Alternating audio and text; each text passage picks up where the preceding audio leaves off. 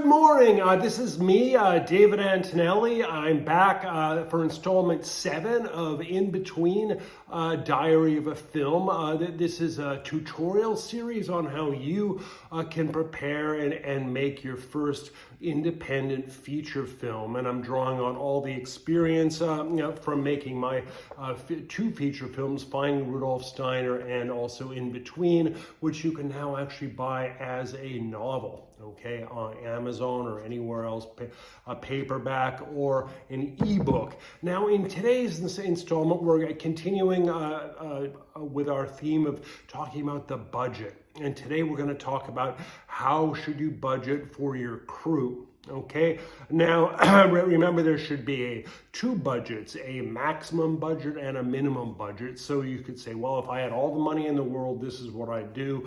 And the other one is, well, if I was on the absolute shoestring and, using my own money and, loans from the bank, this is what I do. Okay, so the first is the smallest possible. Now, when I shot Inbetween, I did it, Vincent Gallo style, Buffalo 66, a tiny crew that was just me, a sound man who was also my assistant director, and also a makeup artist. And that was it. I did almost all of the jobs. I was the producer, the director. I was the cinematographer. I don't recommend that you become a cinematographer unless you have that experience. Now, I had that experience because I made many short films, kind of avant-garde style films in the style of, Kenneth Anger, Maya Deren, Man Ray, for example. So, and these were 16 millimeter films that were shot with real celluloid and edited, on a, reel-to-reel type system, which we don't do anymore because we have video.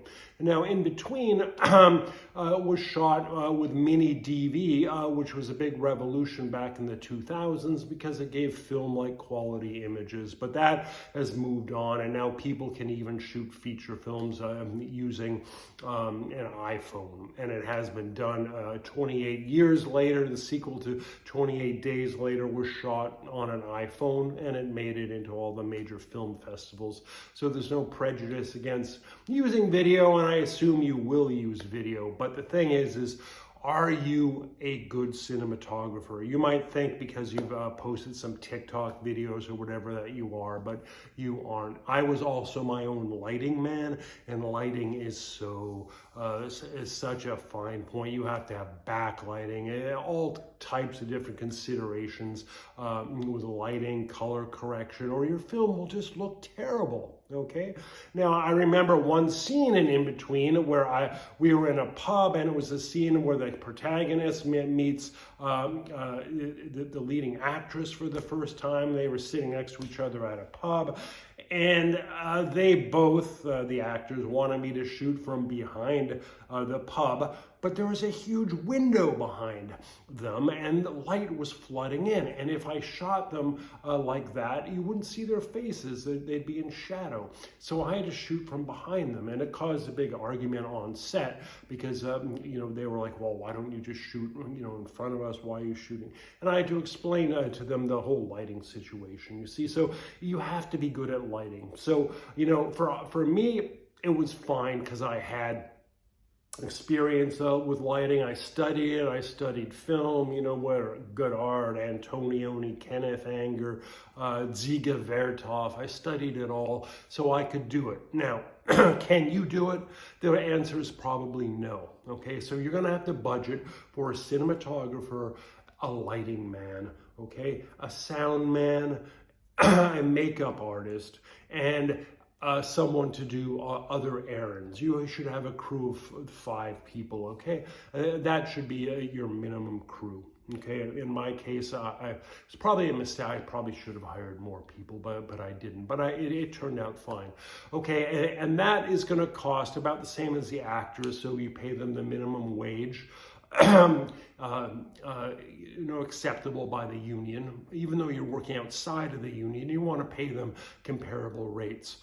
Okay, so that is your bare minimum crew. Now, on the other hand, if you want to have a super duper crew and work within the union, that could cost you hundreds of thousands of dollars. You'll have to think about renting, an Aeroflex video camera. You're going to have to think working within the union. All the jobs are broken up into dozens of little jobs, and it just becomes this big kind of production, and it costs a lot of money. And you will have to consult with a union to see how it's done, all those little pieces, You could also phone up. There are production companies, and that they will, you pay them a certain amount, they will actually shoot your film for you. Okay, but the thing about that is you have to have a good feel for who you're working for. You have to have an artistic vision, and you have to be able to communicate that to the crew. And the crew have to be people that believe in your project, or else, they're like roadies on some tour for a band that they hate. It's just not going to work out, okay? So, so that's it. I mean, you should have, if you're going to do your own cinematography, you've got to be an expert cinematographer. And that's the bottom line. And if you're not, you're going to have to find somebody that you like working with that's prepared to do it for, a smaller amount of money. Okay, and that's basically it with the crew. I mean, the other considerations about the crew are, temperament of the people. And like my assistant director, who was also the sound man, had recommended somebody to be a makeup artist, and this person apparently said he was really interested in the job, but he never responded to my email. So I kept on saying, well, can you please respond to my email? And we're filming in 6 weeks, and he just wouldn't. And then I'd ask the assistant director, why did you recommend this guy? And then he'd say, oh, well, he's good, he really wants to do it. And then I said, well, I've got to, hear something from him, So eventually I fired the guy and hired someone else at the last minute. And that turned out to be a bit of a mistake, because not that I fired the guy, but I sort of hired a friend of a friend, and she turned out to be a bit of a problem, because she kind of conspired against me during the shooting of the film. And we'll talk more about that later,